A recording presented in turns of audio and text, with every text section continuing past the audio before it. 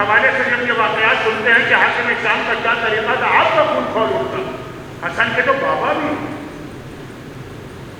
غیرت مند بیٹا ہے، لیکن اسی دشمن کے ساتھ بیٹھ کے مصالحت کرنا پڑ رہا ہے. اور پھر کیوں یہ مصالحت اس لیے تھی کہ آگے کربلا کی تیاری کرنا. اب یہ بھی پتا ہے، جیسے فرض کیجیے کہ آج کہیں ایسی مصالحت ہو اور آپ کو پتا ہو کہ سامنے والا ابھی ہر بات مانگا، بعد میں ہر چیز سے مکر جائے، پتا ہے کہ یہ ہر چیز کا انکار کرے. چنانچہ اس صلح نامے کی ایک شرط تھی نا کہ شیعان علی کی جان مال عزت آبرو کو تحفظ ہو. کتنا تحفظ میں؟ تاریخ اسلام کے 3 ظالم ترین آدمیوں میں سے 2 امام حسن کے زمانے میں گزرے. ایسی صلح نامے کے فوراً بعد ایک ہے ابن زیاد کا باپ زیاد، کتنا ظلم کیا اس نے صاحبان ایمان کو.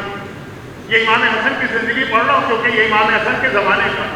اب کتنی عجیب بات، یہ مولائے کائنات کے زمانے میں مولا کا گورنر تھا. چنانچہ یہ تو ایک شیعہ کو پہچانتا ہے، شیعہ تقیہ کر کے بھی اس سے اپنے آپ کو نہیں بچا سکتے. اور دوسرا بسر ابن ابی فرقان، اس کا تو بہت سے لوگوں نے نام بھی نہیں سنا ہوتا، مگر کتنے صاحبان ایمان کا خون بہایا. اس صلح نامے کی دوسری شرط کے خلاف ورزی کرتے جس پہ آقا حسن نے دستخط کی. لیکن وہ صلح نامہ آج کا موضوع نہیں ہے، وہ 28 صفر کی مجلس کا موضوع. آج کا موضوع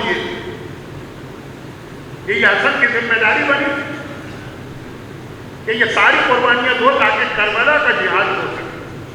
مگر اس میں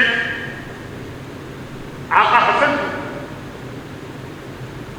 ایک بہت بڑا اس جہاد کے لیے، کربلا کے لیے بہت بڑے مشن ان کا یہ تھا کہ زیادہ سے زیادہ لوگوں کو اہل بیت کے قریب لانا. اور اس کے لیے حسن مجتبیٰ کا دسترخوان، یہ حسن مجتبیٰ کے دسترخوان کی جو اتنی شہرت، آقا حسن کے دسترخوان کی شہرت کیوں نہیں؟ چوتھے امام کے دسترخوان کی اتنی شہرت کیوں نہیں؟ آقا حسن کا دسترخوان تبلیغ دین، مودت اہل بیت اور لوگوں تک آل محمد کی معرفت پہنچانے کے ذریعہ. اچھا یہاں پر ایک جملہ آتا، یہ جملہ جو کہ فقہی مسئلہ بھی بنتا ہے، اس کے لیے تھوڑی آپ کی توجہ چاہیے ہوگی. رات کے 11 بجے دن بھر آپ نے روزہ رکھا، افطار کے بعد ویسے ہی پیٹ کھلنے لگتا، سونے کا دل چاہتا ہے، آرام کا دل چاہتا ہے، اور اس میں ایسی خشک بات ایک توجہ. آقا حسن کے بارے میں آپ نے 2 باتیں بہت سنی ہیں نا.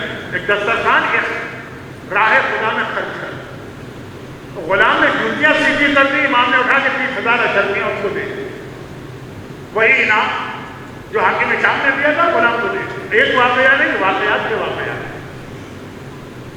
اب میں بہت شارٹ کر رہا ہوں اس لیے کہ باتیں بہت ہیں. حاکم شام نے جب یہ دیکھا کہ میں نے تو اس لیے یہ دولت، یہ انعام دیا تھا، انعام نے تحفہ دیا تھا حسن، کہ اس کی وجہ سے حسن میرے خلاف کچھ نہیں بولے گے، کہ دیکھیں کبھی کسی کو پیسے دے کے بھی اس کا منہ بند کیا جاتا ہے. اور یہ کوئی غلط بات بھی نہیں. جنگ حنین تاریخ اسلام کی بہت اہم جنگ.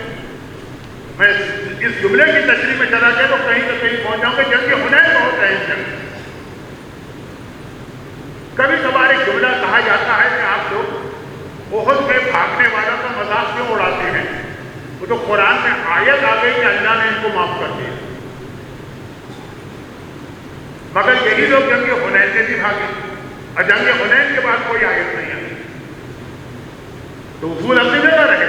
جنگ حنین بہت اہم جنگ ہے ان لوگوں کا منہ بند کرنے میں، جو کہتے ہیں جب قرآن میں اللہ نے کہا کہ جو ہو گیا اس کو بھول جاؤ.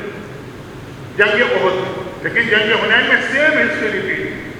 اس کے بعد جب وہ جنگ ختم ہوئی تو پیغمبر نے مال غنیمت تقسیم کرنا شروع کیا. بڑا دلچسپ واقعہ ہے، ٹائم نہیں ہے میرے پاس.